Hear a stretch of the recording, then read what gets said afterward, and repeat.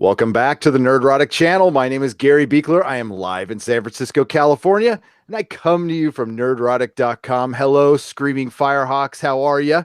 And down in San Diego is my good friend and co-host, Dennis Bithoulkas, also a Screaming Firehawk. I would call you an honorary Screaming Firehawk. Yeah, I think I said that's about right. And I just want to take note here. We are on time. Not really. We're 15 minutes. We're 10 minutes late. We were supposed to start at 8:15. Oh, okay. I thought But it was 8. yeah, my computer decided to do an update. And before we get started, everyone, welcome. This is the Expanse recap. Okay, so it's season 3, not its last season, episode 10, Dandelion Sky, which was supposed to be the name of the book, but they changed it. And spoiler warning. Spoiler alert. Spoilers. Spoiler alert sign brought to you by the wonderful and talented Viking bitch. When this rolls into a video, in the description, you will see a link to her art. It is freaking magnificent. Okay, she's like really, really good. Sorry, I have to hang it up on my sword here. Yeah, great episode. I'm super happy they were able, on a sci-fi budget, they were able to pull off some stuff in the book that they just like made it really hard for them to pull off. And I think it's magnificent. Let's start breaking down this episode, and then we'll get to you in the chat. And Viking Bitch, you are so welcome. You are so welcome. Thank you. Yeah, thank you, Viking Bitch. So we start off with Amos and Alex. That sounds kind of weird, but Amos and Alex watching a video that Holden left, basically telling them what he was doing and ordering them not to follow him. Yes. Which, of course, is never going to go right because Amos is there, and Amos is kind of like, yeah, screw that. And well, the thing is, they can't at this point. Yeah, they can't. They can't really. They would if they could, but they can't, so they won't. Exactly. So then we go into Holden. He's flying towards the hub, or that that sphere in the center of the ring, and it's kind of funny because Miller is floating right in front of him, and he's telling him about he's following his programming. He's like, "What the hell are you talking about programming? You're the one that was following programming that got overwritten by the protomolecule." He goes, "Well, your instinct is programming." And so it was an interesting talk about programming. Yeah, and he was like, "Oh, I thought there was this whole free will thing." And he's like, "Oh yeah, free will, but how come every time some shit goes down in the solar system, here's James Holden, more talk of destiny?" Yes. And that's the cool thing, real quick. The cool thing about this show. Okay, so it starts out as like this really grounded in science fiction, and it with a little mix of and I love when they slow burn this stuff well. Okay, so with a little mix of the spectacular of sci-fi, of first contact, of alien contact, and then it gradually, as we see as things are moving along now, it's gradually getting to almost space fantasy, space opera territory, which is I love it when they do stuff like that. So it's a lot like Game of Thrones. Okay, Game of Thrones, we've got magic, but it's like earned in that universe. It's like not everybody can like whip out their wands and Expelliarmus and stuff, and there's consequences for it. So with the proto molecule, everything it does, there's consequences, and it's it's not clean. It's kind of horrific, to be honest with you. But it's necessary.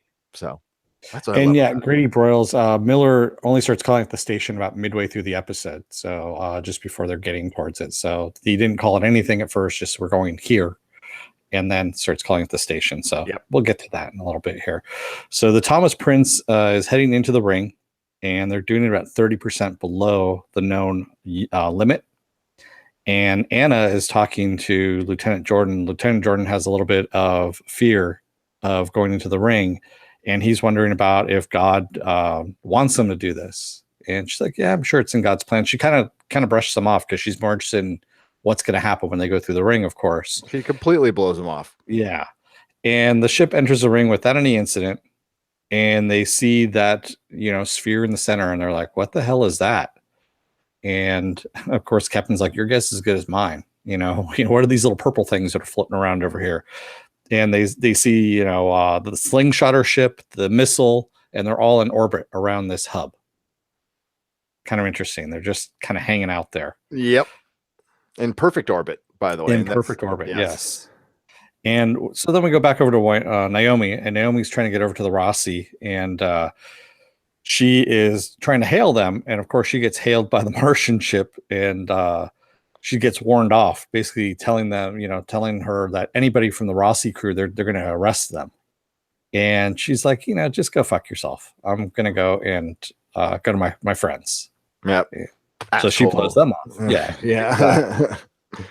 And then we briefly see Bobby on the Martian ship, and the Martian ship is heading towards James Holden as well. And we just see that she's on there and that's where they're heading. And she goes, well, I know of him. I know who James Holden is, kind of thing. She doesn't kind of really, they're alluding that the reason why she was brought back into the Martian fold was because of what she did with the protomolecule and everything. I think that's a good reason. I mean, that's that is pretty reasonable that she saved Mars, and so did Holden. I think that'd be a decent reason to reinstate her. Yeah. And also to give him a little bit of slack too, Thank you, Morks. I do got to mention we got a super chat before we went on the air. Oh, we did. From Dakota. Nice. All right. I don't want spoilers, but have a fun show, guys. Dakota, you are awesome. Thanks, Dakota. Much. Thanks, Morks. So Holden ends up seeing the Martian ship chasing him, and he decides to accelerate. And Miller's like, oh, no, mind your doors and corners. Mind your doors and corners. What the hell are you doing? And so he stops accelerating just before he reaches that point. He's at 17.998. Yep. You can see it on his little monitor there, and he stops, and he's still, getting that forward momentum. So he's still going there. And we go back over to Alex. Alex I was just practicing some free will. And Miller's all, no, you were just being an asshole. Yeah. Pretty much. So Alex is telling Amos that the Martians are going after them, and also going after Holden. And Alex feels that he goes, you know what? He goes, I got this strange feeling. He goes, I think we're all going to die. And Amos, of course, the way he is like, yeah, we all are going to die. And he goes, no, I mean all of humanity. I have a feeling that all of humanity is going to die. And Amos tells him, I haven't felt fear since I was 5 years old. And Alex is like, I would love to not feel fear. And Amos says, no, you don't. No. And very kind of scary, And he tells another Baltimore story. Yeah, he does tell a Baltimore story. A lady, we'll just say a lady. And she just talked about if it was the apocalypse, she'd go on a roof with her cats with a bottle, drink, toast, and go out like the pharaohs, make a jump. Go out like the pharaohs, which is so exciting because I'm not getting no spoilers here, but there is Amos background, and it looks like we might actually get to see some now, which is awesome. Yeah, so good. And I love how Alex is like, really? So you go out like that? And Amos says, "Good, don't worry, I'll take you with me." Yeah. And again, just to get you folks excited, for one, read the books, man. Read the books; they're so good. But the best book is still to come. I mean, I just had some amazing books, but the best book is still to come. Honestly, the best bits for me in this episode are the bits between Alex and Amos. I don't know why. It was really kind of funny, and it's the levity of the episode. Yeah, it was good. Yeah. So we go back to the Thomas Prince, and they're theorizing that what they're encountering is something like a biological organism, and that it's always watching them, which kind of creeps them out. Yep. It's kind of like it. And good day, Tarka Jedi. How are you? Hey, Tarka Jedi. Australia. That's awesome. I need to go. Everything's awesome today. And so then we sorry. That's okay. It's such a shit show at work. I'm just glad to be home. I know the feeling. It's so good to podcast.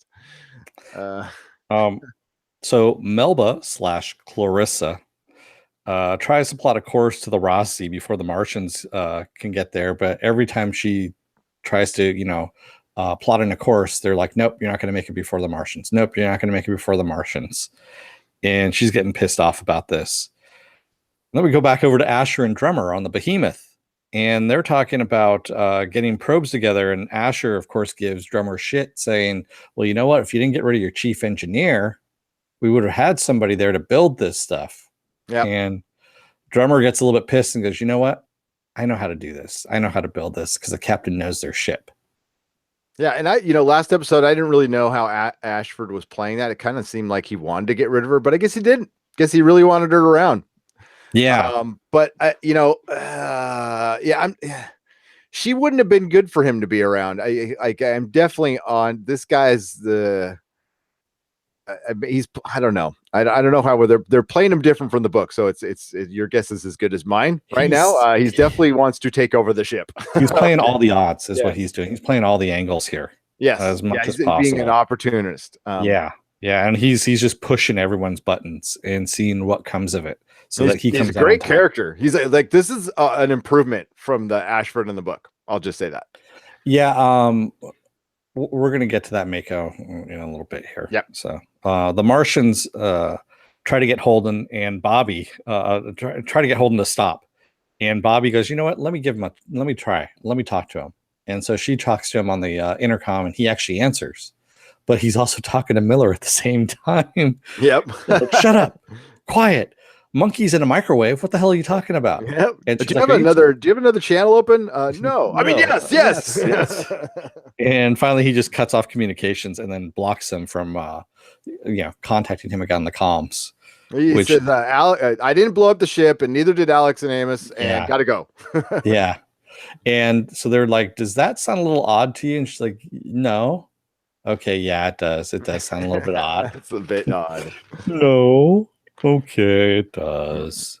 We also had Melba. We missed a quick scene there with Melba. She was just checking on the roasty. It was just a really quick scene. No, I talked about that. Did you? Okay, of course. Yeah.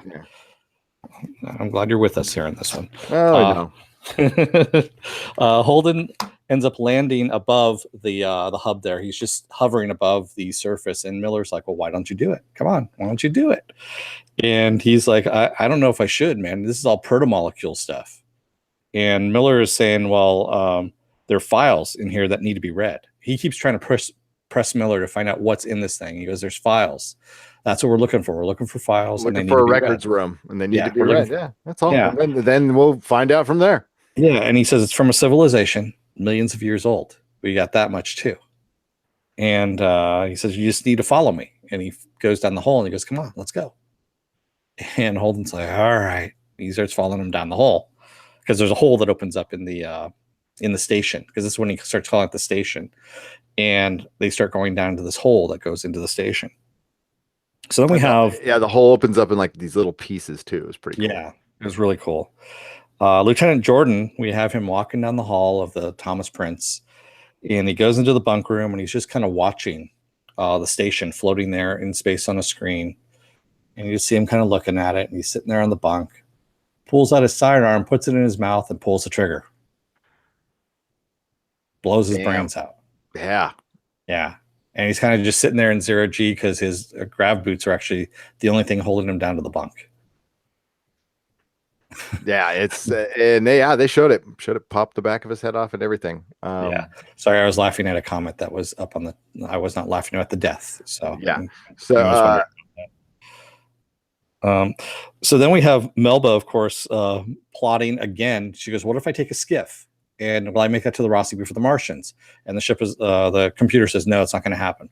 Well, what happens if I get the Rossi's reactor to blow? What's the most death range I can get out of this? And so it plots it there, and she kind of seems to find that agreeable.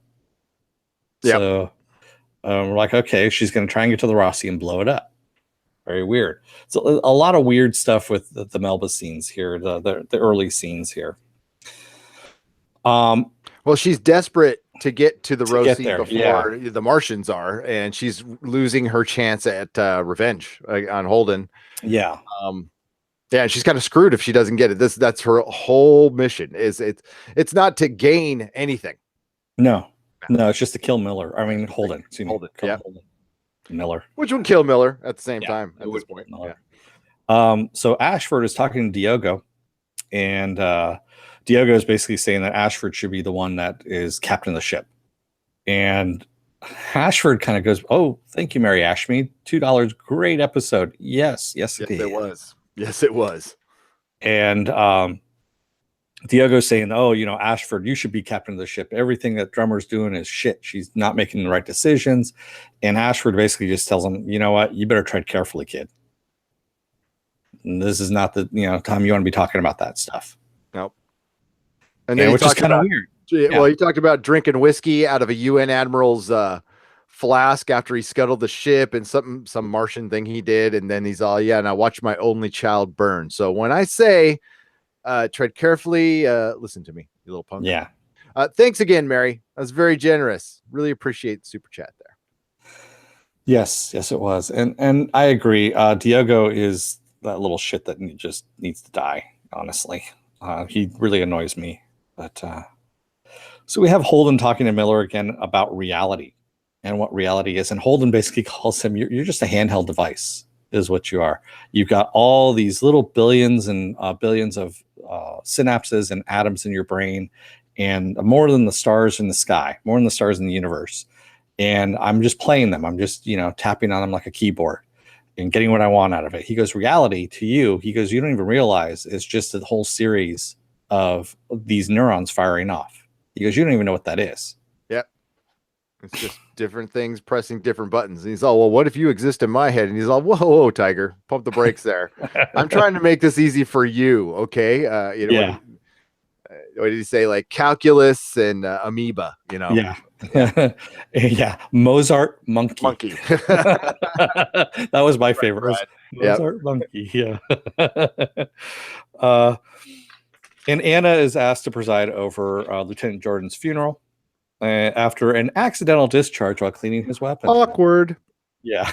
And she's like, oh, accidental discharge. Yeah, that wasn't the case. I don't think so. Nope. So she doesn't feel very good about herself, but again, maybe they're trying to show flaws with Anna because, Anna's kind of a know-it-all. Okay, she's telling the captain kind of what to do up there in the ship and everything.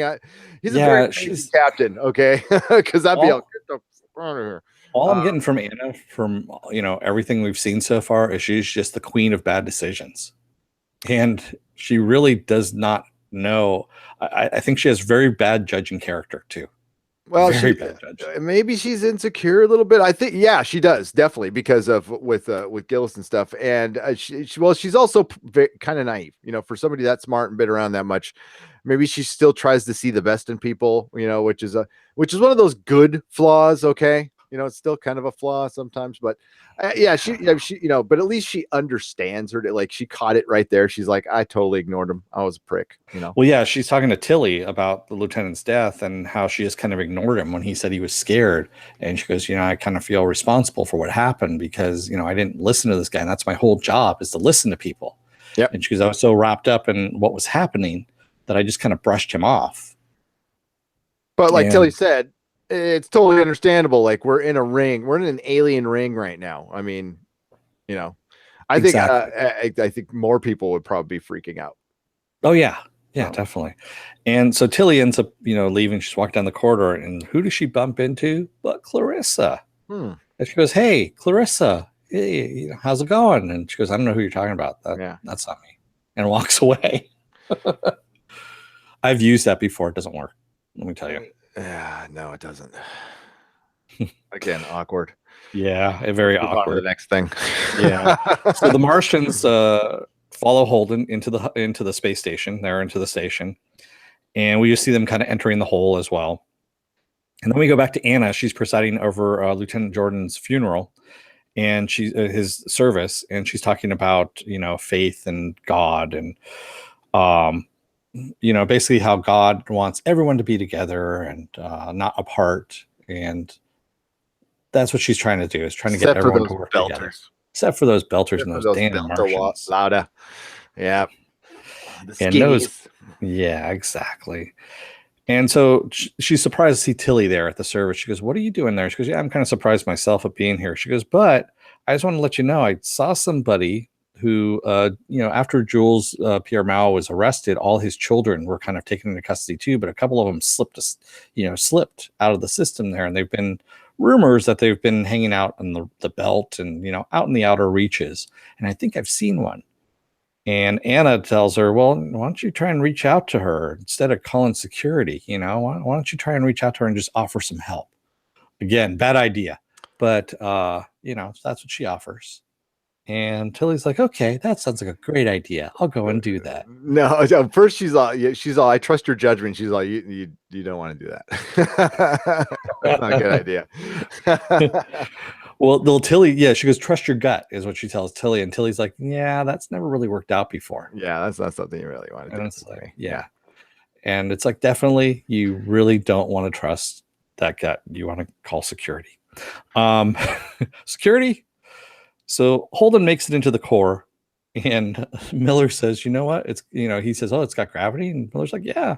Because I also have some atmosphere in here for you too. I didn't spare any expense. You can take your hat off if you like. Show some respect. Yeah.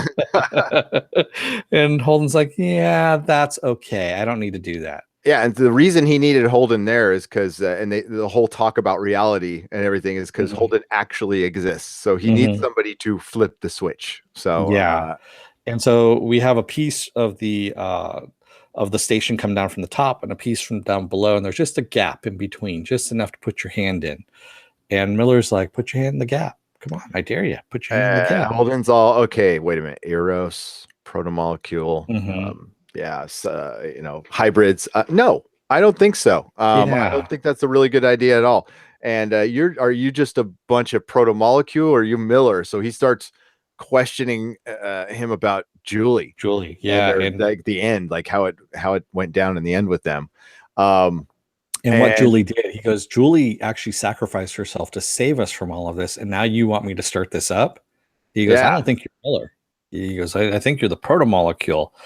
And he just starts going into it hardcore about Julie and how she sacrificed, and how, if he was really there with her, he would have known this because he felt all her pain. And you see Miller kind of, thinking about it, and then he disappears. Oh yeah, because he really starts going in. He's like, were you really there? Or was she already gone? Yeah. Was she already dead? And did you just burn? And pisses him off. And he disappears. He's all, whoops. Overplayed that hand a little bit. Should have thought that one through. And Drummer and Ashford. Ashford comes down to find Drummer working on the probe. Hey, thank you, Movie Phenobia. $1.99. Mako, use your words. We all need some sodium. Yes. Is Mako not using his words? I don't know. Hi, Mako. Is he there? Yeah. So thank you, Movie Phenobia, for $1.99. Really appreciate it. I got distracted there. Sorry. So Drummer's building the probe, and she goes, you know what? The reason why I'm down here, because I'm kind of pissed off, and this is the best place for me to be right now, because I'm pissed off at you. You shouldn't have done that in front of the crew. Never countermand me when I'm doing these things. And they start talking about Naomi as well a little bit. And then she tells Ashford she knows what he's planning on doing, what he's been doing. And she goes, you're basically trying to turn everyone against me, so that by the time it comes that you have to take over the ship, it's because you have to, not because you want to. And she basically calls him out on his shit right then and there. And Ashford's like, okay, yeah, you're right. But he, that's kind of where they ended at, at that. And Mako even asked, like, why doesn't Drummer just get rid of Ashford? Why would you tolerate that kind of insubordination person? She was forced to deal with them, Mako, a little bit. Yeah, with the OPA. With the OPA. So I guess she's actually trying to make it work, because she does still trust Fred Johnson. But anybody from Anderson Dawes, man, I don't know. So yeah, I don't know why. It looks like it's going to end badly, and that's when they have that talk. It's like, we got to work this out, and this is. And he goes, "What do you mean work it out?" She goes, "I think you know what I mean." Yeah. Thanks, Mako. It's work is a little strange right now. It's a little strange. I'll tell you that right now. Not gonna lie. Maybe full-time podcasting's in my future. Who knows? Possibly.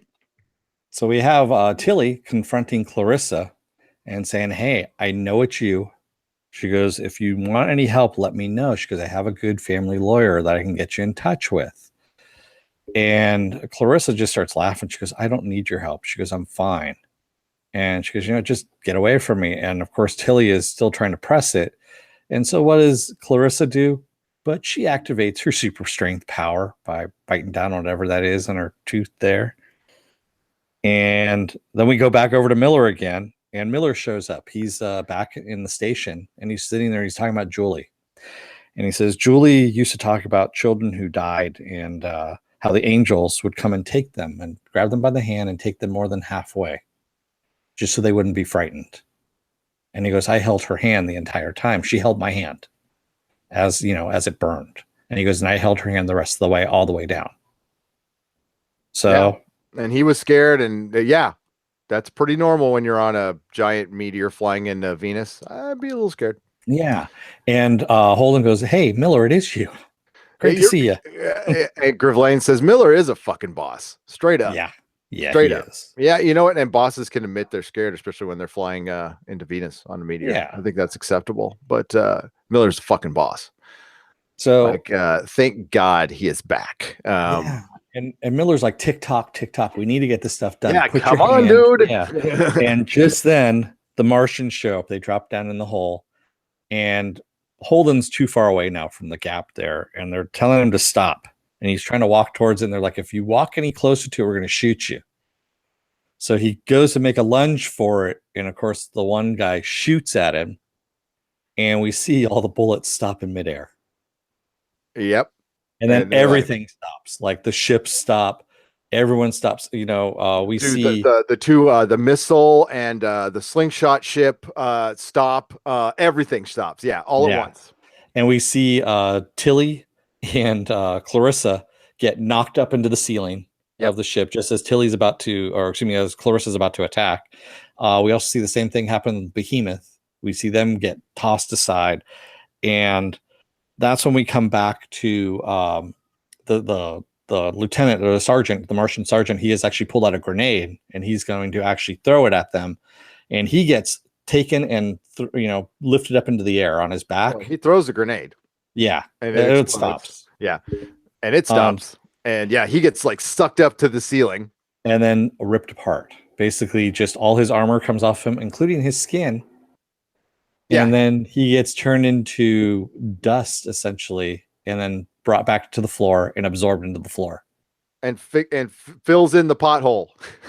Yeah. So, very good use of Martian soldier. Little recycling there. Horrible. Just and just like the ship around Venus. Why am I blanking on the name right now? He got disassembled, which was but that was cool. That was cool. I mean, it was horrible, but it was cool. Yeah. So now we know no bullets are not going to work in there. So yeah, Holden's like, time to do it. Time to do it. Sticks his hand in there. And that's when he starts having a 2001 moment. So everything starts backtracking. He sees the jellyfish, the ring contract, going back into the jellyfish and then going back into Venus. He sees, the protomolecule as it came in on an asteroid.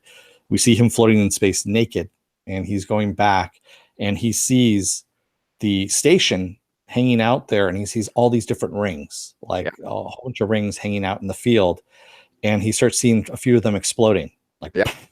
And then he sees at the end the sphere fire a shot through one of them and destroy a sun. And Holden feels it. He doesn't feel the sun being destroyed.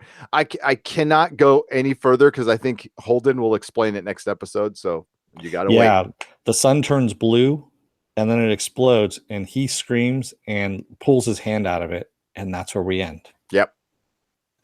So yes, there's a big explanation there. So basically what you saw, without me telling you anything, is answer to a lot of your questions. But if you could figure out the interpretation, that's cool. If not, then I'm sure somebody will explain it next episode, like Holden. But it looked like Holden was kind of dead. Looked like he was definitely knocked out. Like he was out. So that's the cool thing. That's the thing I was talking about in the beginning of the podcast, was what I love about this. And there is a little bit of 2001. There's a little bit of First Contact, and there's a little bit of Firefly, a little bit of Battlestar Galactica, and a little bit of Game of Thrones. That's what's so goddamn cool about the show. And I cannot wait until it goes to Amazon and has an Amazon budget. Holy shit, that is going to be good. As good as it is now, it's going to be a little better. Oh yeah, it's going to have a bigger budget. It's going to have more, at least some better special effects. That was a great ending. Yeah. I consider, hey, listen, for the budget they have, Their special effects are better than Star Trek Discovery, who had 9 times the budget per episode. Okay, yeah, it's not even close. And their science is so much better. Grady Broyle says Anna's guilt was really beautiful. I felt that. Yes. Yeah, you really did. And yeah, movie Fanobi, Anna's people radar sucks. Same with Melba after Time Jump. Yeah. Dude, Anna's coping ability or just her instincts are just wrong. You know, And it's good to have a character like that. There's so many like there's so many cardboard characters out there who are just like they're little plot devices or little Mr. Perfects. And yeah, it's nice to see somebody, with flaws. And that's how you get good story arcs. Okay. Omar as Perura. Sorry if I screwed up your last name, sir. Hello from Panama. That is awesome. Really good show, Nerdrotic Channel. Made me read book 3 of The Expanse. It's true. The show is not quite like the books. It is not. They are very different, but they're in the same spirit. So that's the good thing. So you can watch both of them and be equally entertained. At some point, it feels like the books are just like an extension of the show, but the characters are different. They're different. How far are you going up there, pal? You're gonna go. We should try to go as much to the top as we can. Yeah, I'm all the way up as far as the top as I can. There you go. Okay, so Artemis over Easy says Baltimore did not treat my man Amos well. It is Baltimore. I mean, Yeah. no offense for anybody who lives there, but I've been there. Yeah. Viking Bs Stadium. The Viking Bitch says that would be awful to not feel fear. Life would be very dull. Yeah. Oh, absolutely. Missing any emotion would be dull. Yeah. Yeah. Grady Broyle says Amos is the most lovable, cuddly psychopath ever. Yeah, he's as my wife says, smoochy lips. She likes the smoochy lips. She likes Tom Welling, Amos, those guys. Those are her boyfriends. She has so many boyfriends. Mako says, why doesn't Drummer just get rid of Ashford? Who would tolerate that kind of insubordinate person around? I read that one earlier, but that's a good one to bring it back. Yeah, that's a good one to bring back. It's I think she's at the end of her rope, but I'm wondering, she might be outnumbered. I think she needs the OPA, honestly. And so if she can beat the shit out of Ashford in front of everybody and basically get him to submit to her, she can get the OPA and she can actually run a real ship. That's the reason why she needs him. Yeah, and I also think that both of them, in their heart of hearts, are actually trying to make this work as best as possible. These are two people who would never fucking get along in a hot second, but they are trying to think outside of themselves and think like, hey, we're trying to be a nation right now. We're trying to put ourselves at the table. And guess what? Yep. We're first. We're getting there first. And they're fucking up right now. Work it out, kids. Yeah. Small Yoda 3 says, now maybe Ashford will have an excuse to start a mutiny on the Behemoth. I don't think so. I mean, the way he's been playing it is he's been trying to light all these little fires, not to start a mutiny, but to kind of force Drummer to kind of blow up a bit and get herself demoted or taken off as captain so that he'll have to be put into place. That's what he's been doing. Yeah, so I mean, I know stuff from the book, but like it's different. Okay, so like the speculation is complete speculation. I think he is a manipulative person. I think he's allowing these fires to light themselves, and when the right moment comes, if it comes at all, if it doesn't come, I think he'll be fine. But if it does come, he will take it. He won't go, no, she's the captain. No, he'll take it. Movie Fanobi says Ashford had some great backstory elements tonight, schooling that kid, stealth, Mars run, and more. Yeah, just what he says in that one line alone. I mean, they just kind of filled him in a bit, which is kind of nice, and left you wanting a little bit more. Definitely.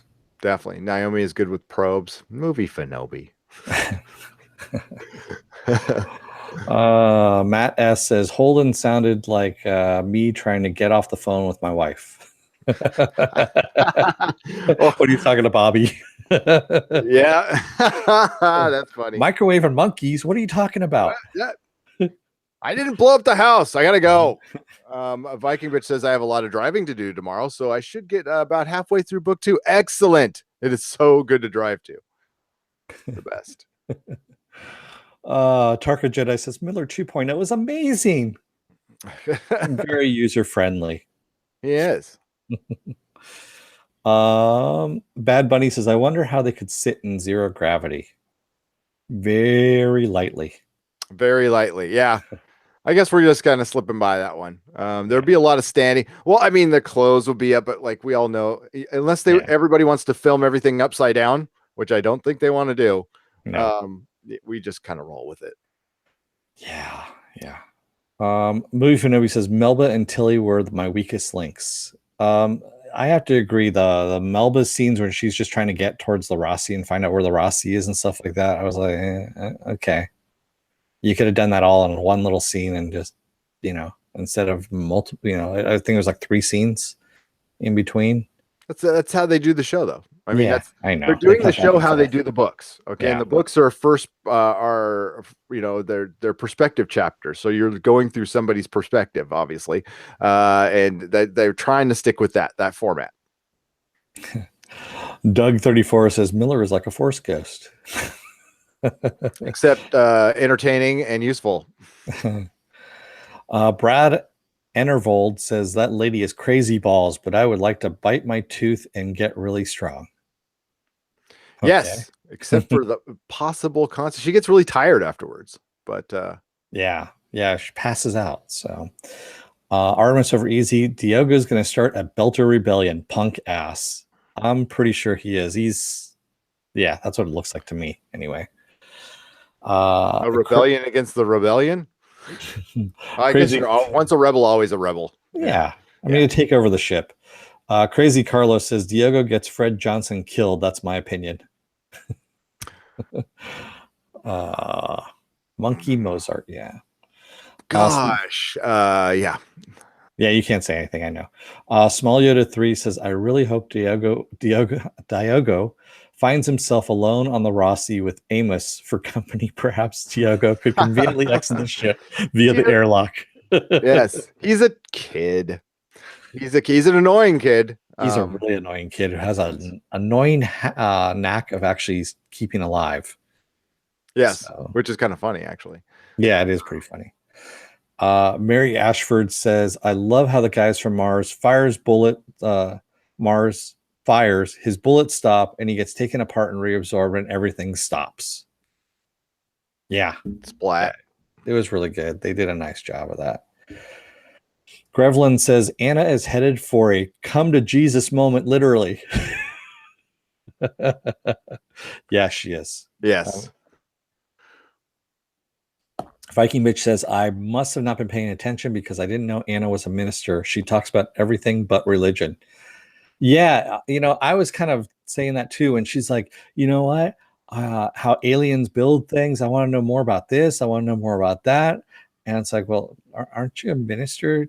I think that's totally believable that you get out there and you just kind of lose your, like, listen, it's like, does it really, I'll use a hitchhiker line. Does it really cosmically speaking matter if I don't get up and go to work? If there's like life in space and there's gods answering questions and stuff, does it really fucking matter? So like, yeah, I could see her being, and they've shown that she's like, she must not get out much. It must, after her little protest days, it looks like she was just, at home with her little church, and that's all she did. And now she's like in the big time out there. Yeah, that could definitely mesmerize somebody and take their, she took her eye off the ball. Okay, she did. Now, this, somebody got killed, but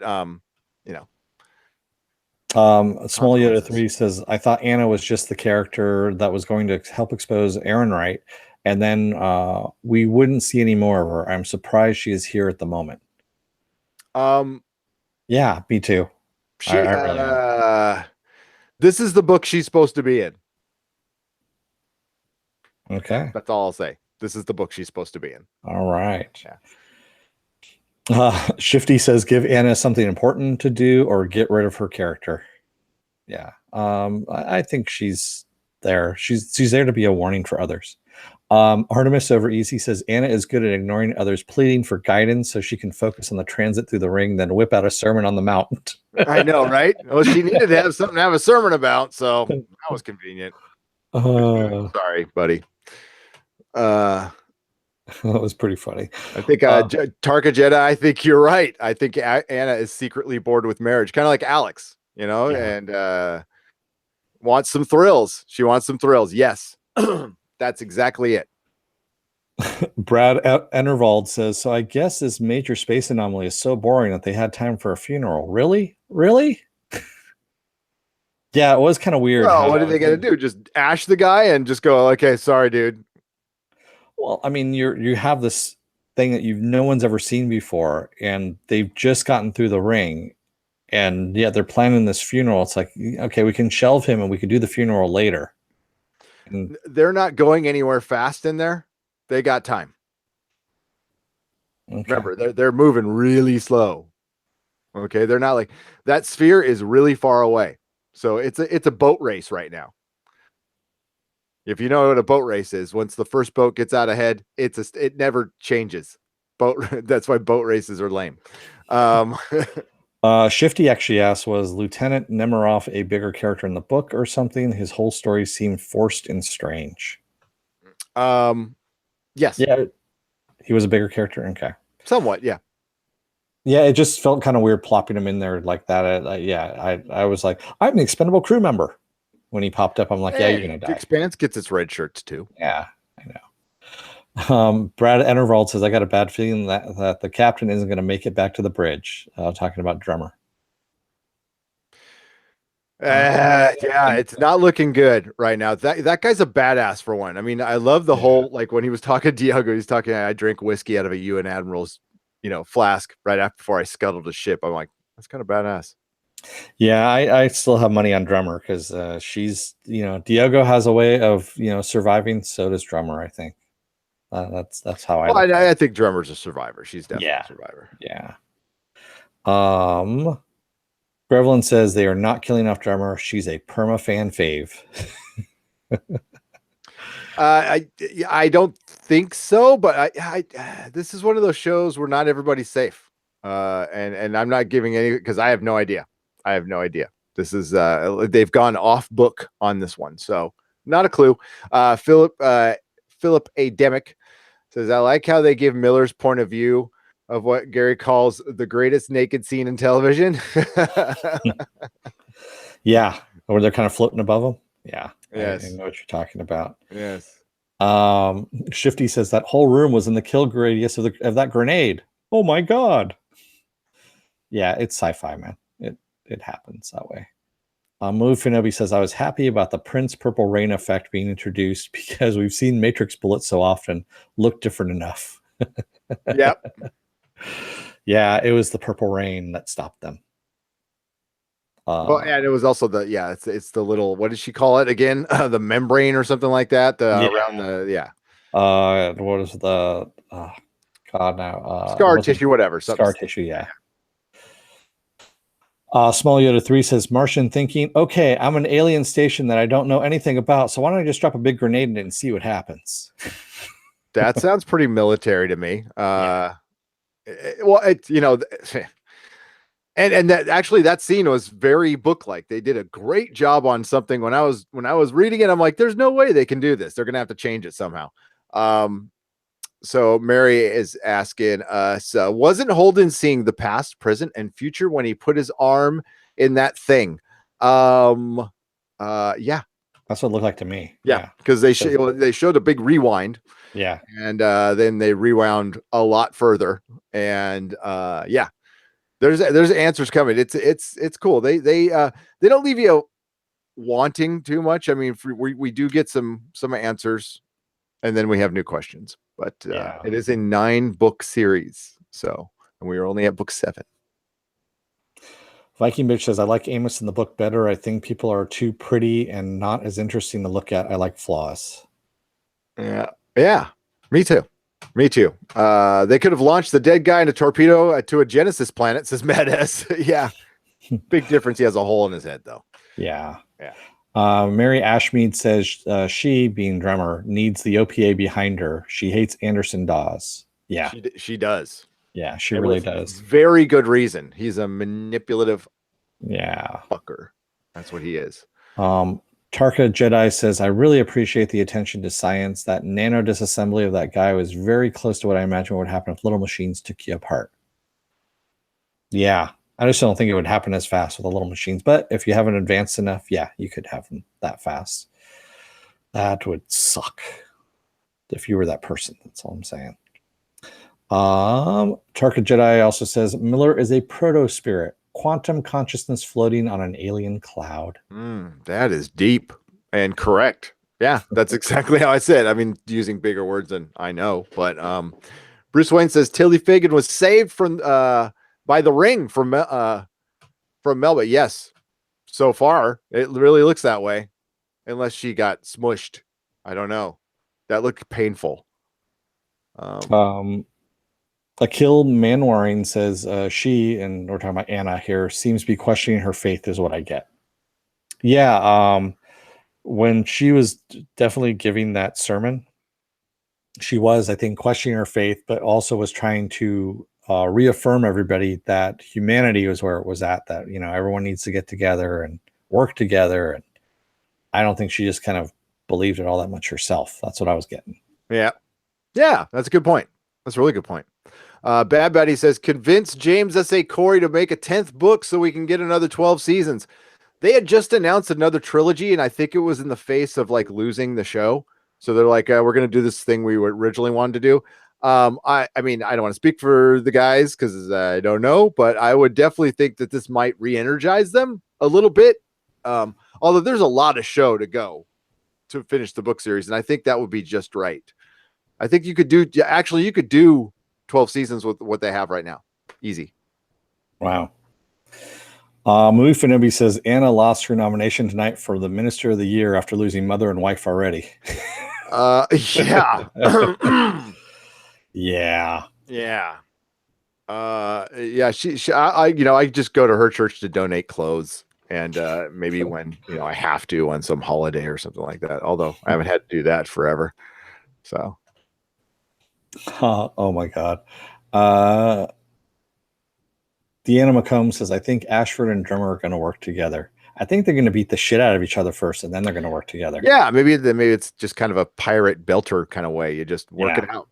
You go out by the woodshed. They're blue collar. Okay, this is how people used to work things out. When I used to work in the auto shops, dudes would go out back, work it out, and then come back to work. Wow.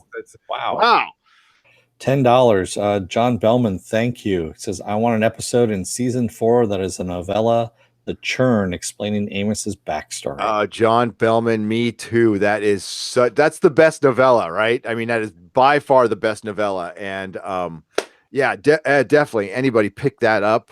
Audible, if you guys are into audiobooks, I'm like, this is a free commercial. I fucking love it. I don't like, I sign up for too many subscriptions for this podcast anyway, more than I ever would. But that's something I actually enjoy. I think I pay, I don't know, $14 a month, and then I get free audiobooks. Like I get one a month or something like that. It works out great. Actually, you get like 2. You end up getting buy one, get one free. It's great. I have a huge library of audiobooks now. So definitely the Expanse ones are the best. Brad Enervald says, maybe Holden just wasn't grounded and he got electrocuted. That would suck. No, it didn't work, guys. I got electrocuted and I just had like a fever. Sorry, that was just some visions that I had. It was just my mind firing off. Don't worry about it. Grevlin says, monkeys stuffed in a tin can rocketing through space. Yep, shaved space monkeys. Yep. You ever seen that picture of the shaved bear? I don't know why that popped in my head. Yeah, Google a shaved bear. It's disturbing. I don't think I want it. Yeah. It's like a giant rat. It's really scary. Yeah, it's really disturbing. What? Bad Bunny. I love how Bad Bunny's always giving us a subscriber count update. You are awesome. 4,132. Wow. About 4,130 more than I thought we'd ever get. So I am grateful. Yeah. John Bellman says Amos is by far my favorite character on the show and the books. Yeah, I'm actually liking Amos and Alex together. And then also when Amos and Prax are together, I think they actually make a really good pair as well. Mako's asking, can you tell me more about the book review plans? It says on your website that they start on the 16th. Should I only read the first book? Yes, well, I'm only going to do book 1. And I'm going to try to, I want it to be a discussion. I mean, it'll be my review, but like, as with everything on our channel, I'd rather it be a discussion. Like, let's talk about the book. And yeah, it'll probably be a kind of a long one. But yeah, it'll be a book review / discussion of Leviathan Wakes. It is tentatively the 16th. It might get moved to the 17th, Mako, because we do have 12 Monkeys. So I'm going to try to do them both. But yeah, so that's it's got a little star next to it, means that I might move it to Sunday in the morning, if that's okay with y'all guys. I know some of you are not in this country, and that sucks when I move the time, but I have to work on Saturday. So, and we have to do 12 Monkeys. Yes, we do. Tarka Jedi, I would read your response, but I think it's a book spoiler, so I'm going to leave it at that. Yeah, I can't. Yeah, I can't, unfortunately. I'm what's sorry. Grevlin says it was just above Mako's, by the way. A couple above Mako's there that you just read. Grevlin says, I just wanted to say we almost lost this show. Can you imagine the tragedy of that? Yeah, man. I mean, to think that this was just going to be shit canned for more cryptid. It's unbelievable. It's fucking unbelievable. Like, holy shit. Holy crap. Chad Welsh, $30. Thank you. Man, did you have a question? Yeah. Holy God, that's I get flustered. Sorry. Yeah, Chad, that is very generous. Yeah, tell us what you want. Thank you. Yeah. Yeah. If you want Dennis to, I don't know, start talking Belter, that'd be funny, actually. Oh, God, I don't know if I could do that. I have problems enough speaking English, as you can tell right there. You know what? There needs to be like there needs to be Expanse cosplay at Comic-Con. Oh, there will be. There's not enough. There will be. Damn straight, Mako. Avocado money. Avocado money. Yeah. Brad Enervold says, "Hey, are you guys going to 12 Monkeys? Going to do 12 Monkeys? I believe. Yes, we are. Yes, that I forgot to put it on the schedule. It's supposed to be the 16th. So it's the final season. So yes, we are definitely doing that. Yeah, it's on the 15th, but that's during our Friday Night Live podcast. So we're gonna basically do the podcast and stay up late watching some TV. That's right. NoXN says, I don't know how to pronounce that. I'm sorry. Grev would have been a travesty. This is the best sci-fi show I've ever seen in ages. It is. Yeah, it's such a cut above the rest, and it's all in the writing and having a perfect cast together that has chemistry, which I think is really important. Sometimes acting talent could work itself out with chemistry, in my opinion, but they just happen to have like these burgeoning stars. Wes Chatham is going to be a big star, big star. Yeah. Okay? And the funny story about him is he was just he's a military guy. He's an ex-military guy, and he was in a Denzel Washington movie as an extra or something, or they pulled him in, and that's kind of what got him his job. And I love stories like that. And no, like he needs to be in a superhero movie, straight up. Small Yoda 3 says 12 Monkeys is going to come out with 3 episodes per week. So when you all do the streams, are you going to review all 3 episodes in one stream? Yes. Yep. Yes. So we're going to have 4 streams about the entire 4th season or 5th season. No, they'll probably be 90 minutes. Yeah. 90 minutes. We'll try to dedicate like 15 minutes to recap, and then 15 minutes to you guys. But it could go 2 hours if we wanted to. Please, if you so our schedule sometimes it gets messed up because of my work, but go to nerdrotic.com and look to the right, and that's our live schedule. We do schedule our stuff out, and we're on time within 10 or 15 minutes. Always put a serious ish next to all the times. So this will be the last question I answer about 12 Monkeys, by the way, since we do want to keep it on the Expanse. Yeah. It's going to be on the 15th, and he says, Brad Enervald says, for some reason, Sci-Fi is burning through all 12 Monkey episodes in 4 weeks, 3 episodes each Friday. Do you guys know why? They did the same thing with the last season. The last season was supposed to be the last season total, but then for some reason or another, they decided to wrap things up. They found some money, and they didn't have any place in their schedule because they needed to show, Sharknado 18. And that's why they're doing it on Fridays like that. Mako says Cass Anvar is a very smart guy and appeared on many different sci-fi things. I could see him becoming like a Will Wheaton in the future. He would be better than a Will Wheaton. I love Cass Anvar. I would love to see him say it again. I would love to see him play Doctor Who. Like Doctor Who's got to have a crazy head of hair. He's got a crazy head of hair, and I just think he would be good. And it'd be different. Definitely be different. Bradley Floyd Wilson says, first time catching you live. Gotta wait another 4 hours before I can view the new episode. Love your Expanse streams. All right, leaving now because episode spoilers I'll watch later. Thanks, Bradley. Yeah, definitely come on back when you get a chance. Watch us. You'll see us in the video, and see us mentioning you as well. And come and join us on Friday nights. Friday nights is our free for all, where we talk about anything and everything. We usually, fill it with some news and sometimes reviews as well. Yeah. Did you read Chad Welsh's?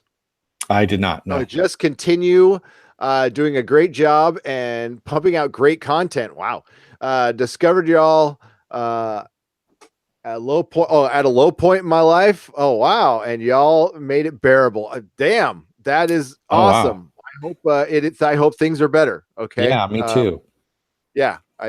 We've all been at low points in our life, and we can definitely empathize, Chad. So I hope things are better, man. Really. Yeah. Seriously. I'm glad we could help in any tiny little way. Okay. Viking Bitch says, Fanobi, I've started using Audible because I haven't had time to read for a while, but I do a lot of driving for work. Me too. Me too. I'm 45 minutes every day back and forth. So I listen to a lot of books or podcasts.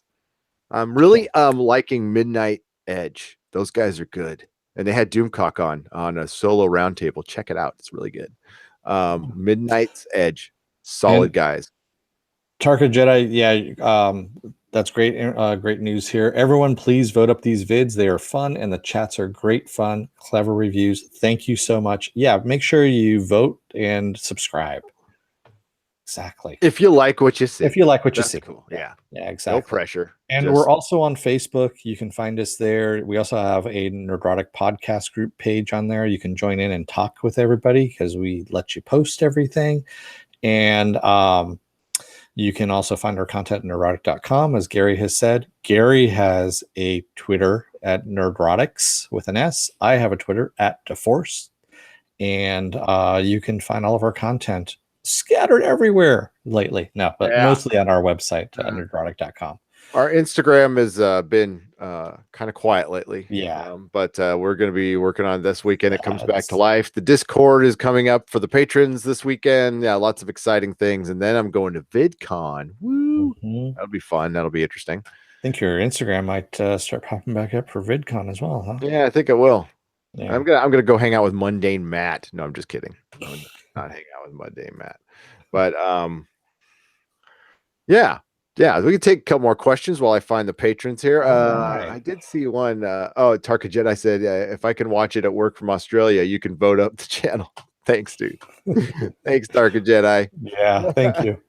Brad Enervald says, if this show wasn't going to be picked up, I would be so pissed. Thank God for Amazon and you guys. Thank you so much. Mako says, don't forget to like. It doesn't cost anything and helps this video a lot. Thank you again. Thanks, Mako. Yeah. Small Yoda 3 says, ironic that Amazon picked this show up since the MCR did nuke the Amazon in a prior Expanse episode. That's true. That is true. Yeah. It's pretty funny. Grevlin says 116 watching and only 39 thumbs up. Click that shit, people. Do it. Come on. You heard Grevlin. Do it. That was funny. There's an analytics video that came out that said basically downvotes are just as good as upvotes. It's Really? interaction. Yeah, YouTube doesn't really differentiate too much between them. Oh, nice. Yeah, it's funny. It's funny.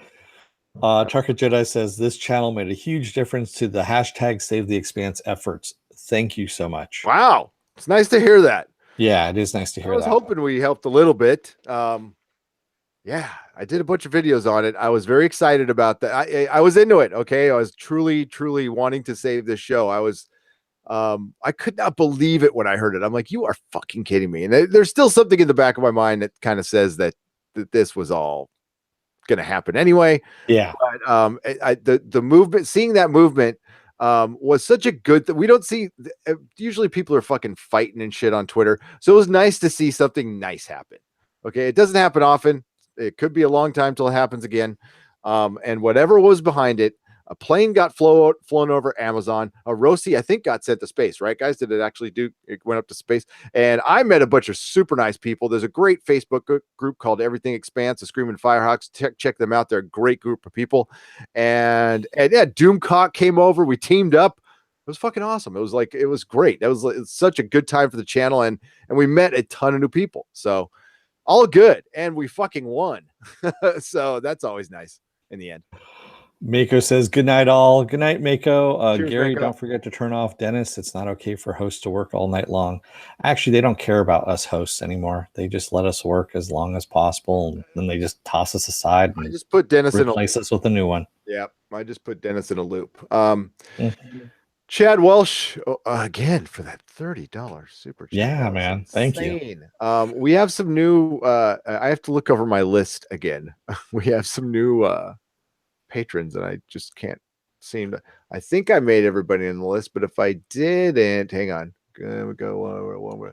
Pretty sure it was Chad Welsh. How is that pronounced anyway? Noxn. I'm just having a problem pronouncing it, and we have a lot of problem pronouncing. If you've watched our videos, you know we have problems pronouncing things. So, well, we should. What I'm going to start doing is there's actually that pronunciation tool that you can use. Start writing down the names, and we can use that so we can get it right the next time for show. Yeah, definitely. Movie says C3PO shits down periodically. I think he meant shuts down periodically. Or he shits down. I mean, it depends. If he's in 0G, he doesn't shit down. Dakota Stanton for $5, and Mary Ashmead for $2, and Movie Finobi for $1.99. John Bellman for $10, and Chad Welsh for $30 freaking dollars. That is a lot of money. Wow. Okay. Thank you guys. Thank you guys so much. That's crazy. I mean, I'm crazy. I'm really grateful for that. I don't mean to sound like I'm not. That's it's surprising. That's all. I am sorry. I have to go. Tarka, you have to go to work. Nah. Stay with us. No, you go to work, buddy. Go to work. Noxen, there we go. Noxen, you are doing fine. Haha. Yes. Okay. So it's Nox-N. Tarka Jedi says, I am sorry. I have to go to work. Thanks so much, everyone from Australia. Cheers. P.S. You should have heard my language when I heard the show was canceled. Boy, just as bad as mine. I got it out of my system before I hit record because I was cussing up a storm. I was pretty pissed. My wife and I were both pissed. All right, so we should probably wrap it up. Yeah, let's wrap this about an hour. Oh, Feisty comes in right at the last minute. Hello, goodbye. Are you in the East Coast yet, Feisty? I heard you were getting on a plane. Is that today, tomorrow? I still haven't watched The Expanse yet. How's your father? Well, you know, it's going to be there. It's on Amazon Prime right now. Amazon Prime's a great deal. It is really. Dennis just reminded me today, Whole Foods, I can get discounts with my Amazon Prime, which means discounted avocados. That's right. But I'm not a goddamn hipster. Okay, I'm just not. Nope, 6 a.m. Ooh, that's early. That sounds terrible. Hey, Movie Finobi. Yes, we always sound grateful because we actually are grateful. I mean, we never, ever in a million years expected this kind of, response from our little podcast that we do here. We just, like talking about stuff. That's what we do. Yeah. Yeah. That's how we're, trust me, we're as surprised as you are. Sometimes when this stuff happens, we're like, holy shit. People And will we're actually really like our well stuff. practiced at this. Like, I did comic book retailing for 10 years, and I had these conversations every day with so many people for a decade. And it was the best part of the job. Seriously. It's like, that's the part I miss, was just talking to everybody.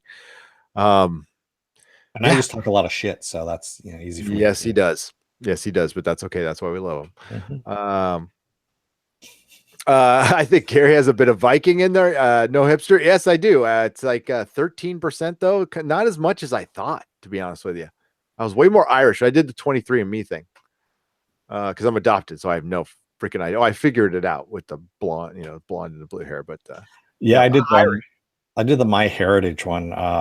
You remember when they did it at Comic-Con for the Sentinel thing for the gifted? Yeah, it's kind of funny. Well, with 23andMe, they connect you. So I'm adopted. I don't know my dad, but I found a bunch of first cousins that signed up, so I can email them and find out if I choose to.